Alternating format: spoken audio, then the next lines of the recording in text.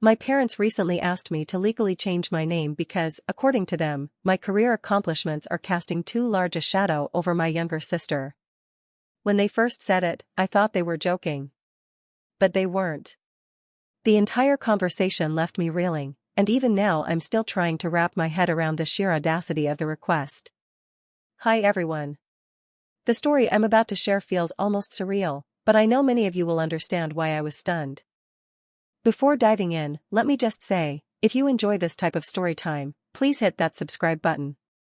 The channel's been a little quiet lately, and every bit of support helps keep things going strong. Now, onto the story. My name is Claire, I'm 28 years old, and I've been working in marketing for about 6 years. I started at an entry-level position right after finishing college and steadily worked my way up to a senior role at a respected Chicago agency.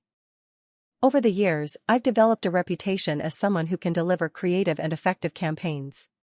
I've won several industry awards, and more recently, I've been invited to speak at professional conferences. Building my career has taken an incredible amount of work, long hours, and persistence.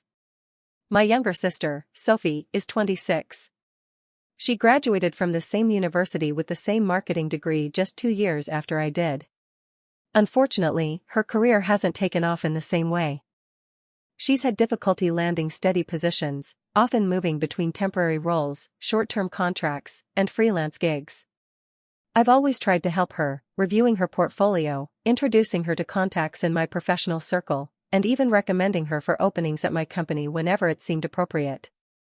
I've wanted her to succeed just as much as I wanted success for myself. Last Sunday, my parents invited me over for what I assumed would be an ordinary family dinner. Everything seemed normal at first.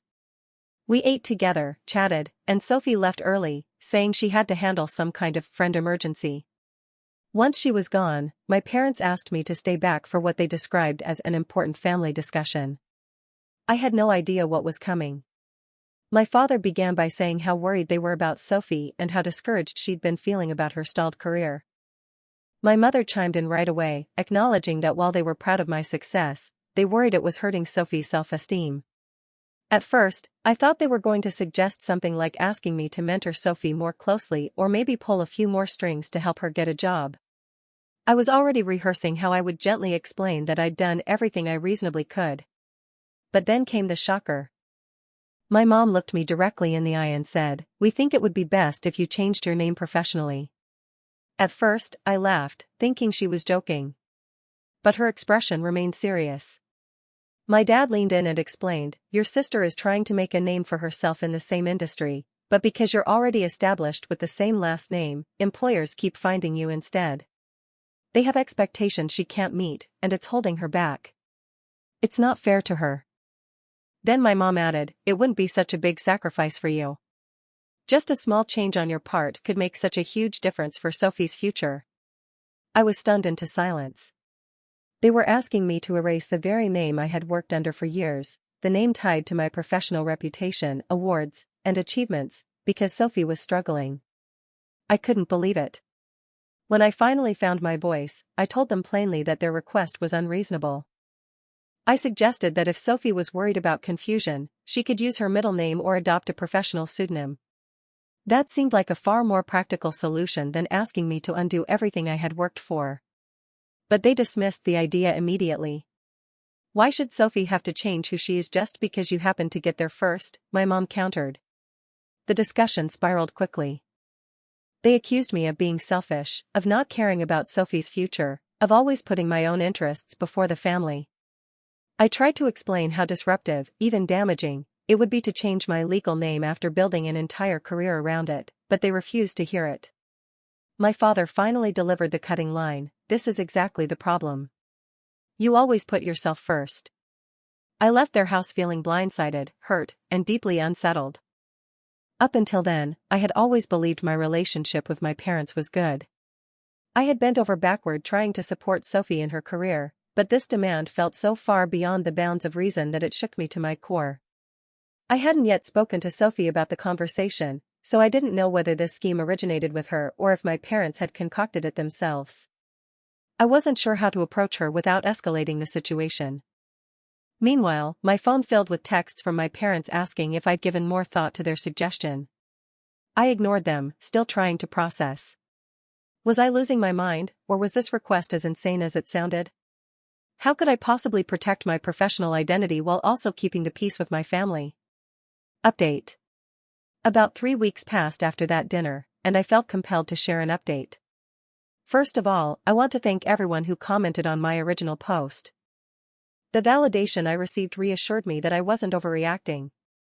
Many of you gave thoughtful advice, and it gave me the courage to confront things more directly. After reflecting for a few days, I decided to have an honest, one-on-one conversation with Sophie. I invited her to lunch at a neutral cafe, planning to broach the subject carefully. But before I could even raise it, she blindsided me with a question of her own. Are you still being difficult about the name thing? That one sentence told me everything I needed to know. Clearly, my parents had already talked to her, and even worse, they'd portrayed me as the unreasonable one. I calmly explained that changing my name simply wasn't feasible and asked why she felt it was necessary in the first place. Her answer shocked me. It's not fair that we have the same name, she said flatly. Every time I apply for a job, they Google me and find you instead. Then they expect me to be at your level. When I gently suggested that she could consider using her middle name professionally, she became defensive, repeating almost word for word what my parents had said, that she shouldn't have to change her identity just because I got lucky in the industry. That exact phrasing struck me as odd. The conversation grew tense. At one point Sophie let slip something that set off alarm bells. It's not my fault if people assume I have the same experience as you when they see our name. That remark left me uneasy. After our strained lunch, I decided to investigate. I searched for Sophie's professional profiles online, her LinkedIn, her portfolio, anything that might reveal what she was presenting to employers. What I discovered made me physically ill. Her LinkedIn profile listed job experiences almost identical to mine, just with slightly tweaked company names and adjusted dates. Her portfolio showcased projects that were clearly my work, but altered just enough to pass casual inspection. She had even set up a professional email address nearly indistinguishable from mine, think first initial plus last name instead of first name plus last initial. The worst discovery came when I opened some of her application materials. She had been using my full name in her email signature and resume, paired with her own contact details. This wasn't accidental confusion. This was deliberate impersonation. I spent the next day gathering evidence, screenshotting everything, and documenting the overlap. I reached out to an attorney who specializes in identity theft and professional reputation cases. He confirmed my fears. Sophie's actions constituted fraud and identity theft. He walked me through my legal options. Armed with this information, I confronted my parents again. I sat them down and presented everything, side-by-side comparisons of my portfolio with hers, emails she had signed with my name, even job applications where she had claimed my accomplishments as her own. I expected shock or outrage from them. Instead, they became defensive. She's just trying to get her foot in the door, my dad insisted. It's not like she's committing crimes. But she is committing fraud, I argued. She's lying to employers and clients. That's not just unethical, it's illegal. My mom broke into tears, not because of what Sophie had done, but because she felt I was being cruel. Why are you trying to ruin Sophie's chance at a career? She cried. When I pointed out that Sophie was not only jeopardizing her own future but actively tarnishing my professional reputation, my mother's response floored me. She calmly suggested that I had plenty of success to share and that perhaps I should think about giving Sophie a little piece of it. That was the moment I realized the truth. My parents had known about Sophie's impersonation all along. They hadn't been blindsided by it. In fact, they had encouraged it. The earlier request for me to change my name wasn't about helping Sophie forge her own independent identity. It was about making her deception easier to maintain. My very existence under my own name was complicating her scheme, and their solution was to erase me professionally. I left their house that day more determined than ever to protect myself. The following morning, I took immediate action. Step 1. I had my attorney draft and send Sophie a formal cease and desist letter, laying out in precise legal language the consequences she would face if she continued impersonating me, using my name, or presenting my work as her own. Step 2. I reported her fraudulent accounts and portfolios on LinkedIn and other professional platforms, submitting documentation to prove that the work in question was mine. Step 3. I reached out to key contacts in my professional network, carefully explaining that if they had received any unusual applications or communications from Claire, last name, they should confirm directly with me. I wanted to shut down any confusion before it could spread. Step 4. I set up Google alerts for variations of my name so I could catch any future attempts at impersonation as quickly as possible. Sophie's reaction was immediate and furious. My phone lit up with a string of angry texts accusing me of sabotaging her career out of jealousy. She painted herself as the victim, as though my standing up for myself was the thing threatening her career, not her own dishonesty. My parents followed suit with dozens of phone calls, their voicemails swinging wildly between pleading and scolding. Some begged me to show compassion for Sophie, while others accused me of trying to destroy her. The whole ordeal was agonizing. I never imagined my own family would ask me to sacrifice not just my professional identity but my integrity. Instead of guiding Sophie to build her own path, they had actively encouraged fraud. The betrayal cut deeper than I can describe. Still, I knew I had to remain focused. I scheduled a meeting with HR at my company to explain everything. I wanted to make sure they heard the truth directly from me so that Sophie's impersonation couldn't damage my standing internally. At the same time, I was weighing whether further legal action might be necessary. The idea of pursuing criminal charges against my own sister made me heartsick, but her actions were crossing every imaginable line. Update 2. 2 months passed, and the situation continued to escalate. I want to share what unfolded. After the cease and desist letter, I naively hoped Sophie would finally realize the seriousness of what she was doing. Instead, she doubled down. One evening she called me, sobbing hysterically. At first, I thought she was about to apologize. But instead of expressing regret, she revealed she was panicking over a new job offer she had just accepted. She had gone through the entire application and interview process by presenting my credentials and portfolio as her own. Now, the company expected her to deliver work at my level. Her solution? She begged me to secretly help her by either coaching her through projects step by step or, unbelievably, ghostwriting the work entirely until she caught up. I couldn't believe what I was hearing. I flatly refused and reminded her again of the legal consequences if she continued this fraud. She hung up on me in anger. Not long after, I received an email from a creative director at a mid-sized local agency. He explained that they had just hired Sophie, under the impression that she was the mastermind behind one of my award-winning campaigns from the previous year. On her very first day, it became glaringly obvious that she didn't have the skills or knowledge to back up what she had claimed. The director had reached out to me personally to clarify the confusion. It was the exact nightmare scenario I had been dreading, my reputation being dragged through the mud because of her lies. I thanked him sincerely for reaching out, explained the impersonation situation as professionally as possible, and assured him I was taking steps to prevent further damage. He was sympathetic and even offered to forward me any other cases where he came across my work being misattributed. That same week, I sat down with HR and my direct supervisors at my own company. I showed them the evidence I'd collected, explained everything that had been happening, and outlined the steps I was taking to protect my name. To their credit, they were incredibly supportive. Together, we drafted a carefully worded email to send out to key industry contacts. The message didn't shame Sophie by name, but it did make people aware that impersonation was occurring and that all professional communications should be verified directly with me. Family fallout. The professional nightmare was bad enough, but my parents' reaction was perhaps the hardest part to process. When the agency rescinded Sophie's job offer after realizing the truth, my parents didn't blame her. They blamed me. My mother's words still ring in my ears. Would it have killed you to just help her this one time? You already have a successful career. Why couldn't you share? I tried to explain calmly that Sophie's actions weren't just dishonest but illegal, and that if I had helped cover for her, I would have been complicit in defrauding an employer.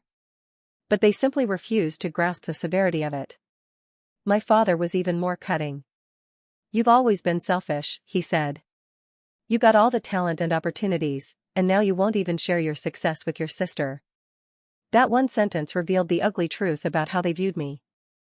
They didn't see Sophie's impersonation as theft. They saw it as justified redistribution, me giving up what they thought was too much success so that Sophie could have some. After that conversation, I knew I needed to step back. I told my parents plainly that I needed space and would be limiting contact until they respected my boundaries. It was an incredibly painful choice, but it was the only way to preserve both my mental health and my professional security. Legal strategy. I consulted my attorney again. This time, we had ironclad evidence of fraud because Sophie had successfully landed a job under false pretenses. While he assured me we had enough grounds to pursue criminal charges, I couldn't bring myself to take that step. The thought of dragging my sister through court was unbearable.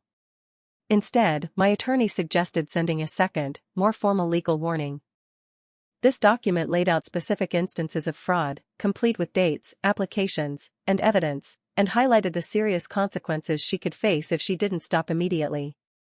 He believed this would be more impactful than the first cease and desist. While dealing with that, I received even more disturbing information. A former classmate of Sophie's reached out after hearing whispers of the situation. She revealed that Sophie's pattern of deception went back much further than I had realized. Apparently, Sophie had spent years misrepresenting our dynamic to others, often claiming that she had taught me everything I knew or that she was the creative genius behind my most successful campaigns. This revelation floored me. I had thought Sophie's impersonation was a desperate, recent choice. But in reality, it had been building for years.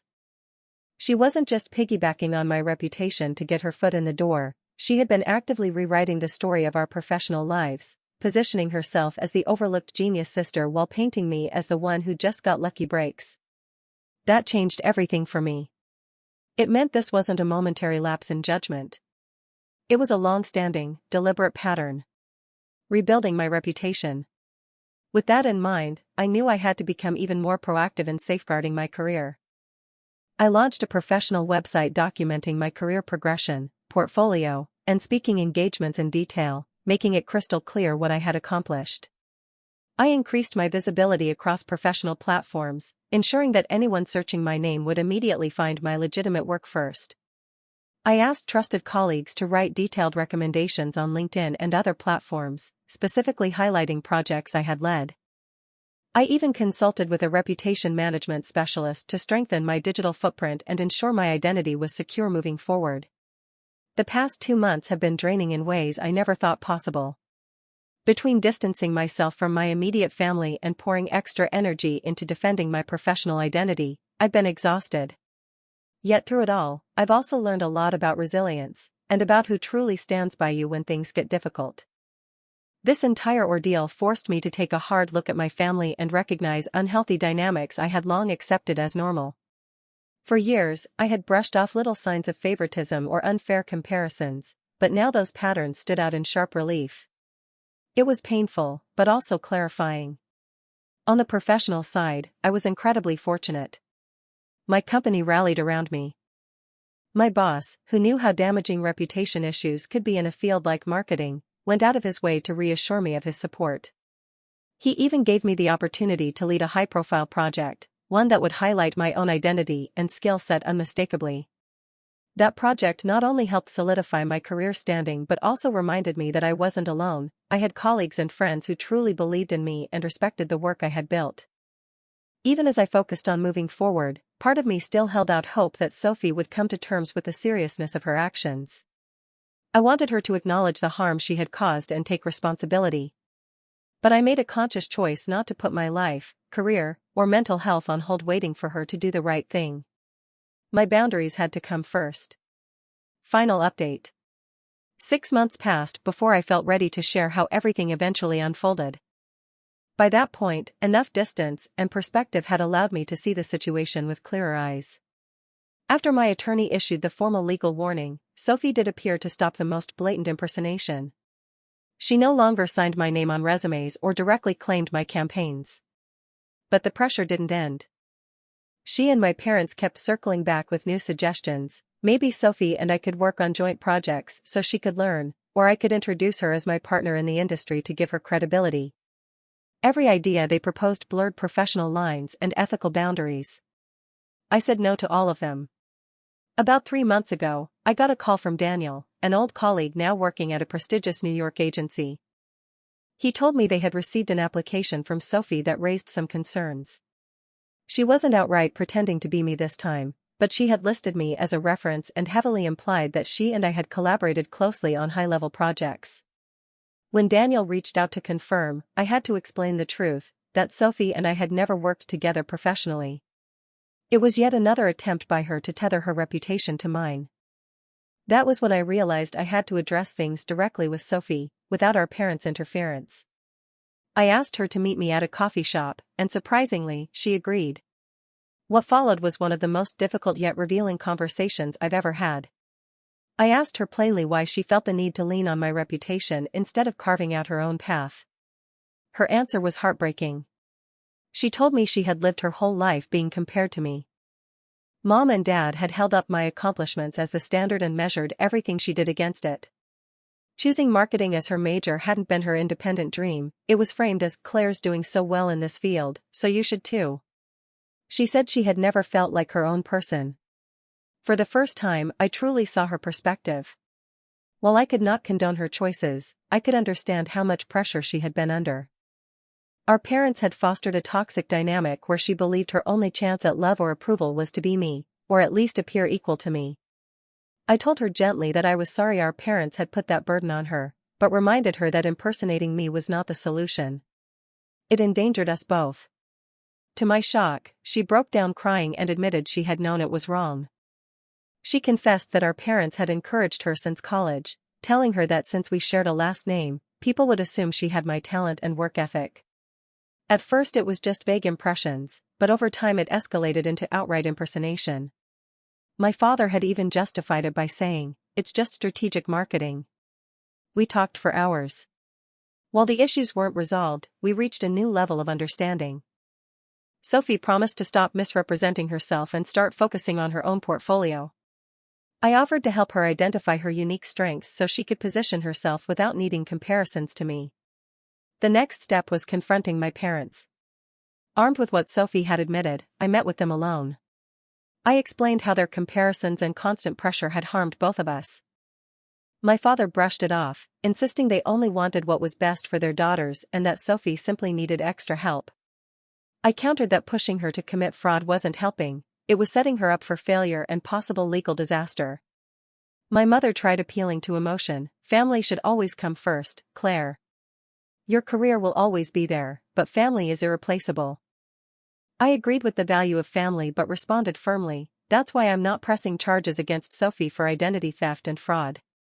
Anyone else who did what she did would already be in court. I'm only showing leniency because she's my sister." For the first time, I think they began to grasp the severity of what they had enabled. The rest of the conversation was tense, but I made my boundaries clear. I would only maintain a relationship with them if they stopped pushing me to compromise my integrity for Sophie's sake. Moving forward, the aftermath has been gradual. My parents still slip up occasionally, making comments about how I could do more for Sophie, but I've gotten better at enforcing boundaries. Sophie has started therapy, working through her struggles with parental expectations and her own professional identity. She's also branching into areas of marketing that differ from my specialty, which is helping her carve out her own lane. As for me, I've continued to thrive. The high-profile project my boss entrusted me with was a huge success, strengthening my standing in the industry. I've been open with trusted colleagues about the impersonation situation, which has helped clear away any lingering confusion. Looking back, I never thought I'd be able to maintain ties with my family while protecting my career. But 6 months later, I see a path forward. It's not perfect, it requires firm boundaries and uncomfortable conversations, but it's better than total estrangement or professional compromise. The most important lesson I've learned is this: family loyalty should never demand the sacrifice of your integrity or identity. True family support means encouraging each person to become their best authentic self, not asking one sibling to dim their light so another can shine. And to everyone who has followed my journey, thank you. Your advice and encouragement carried me through one of the most challenging chapters of my life and helped me hold on to who I am.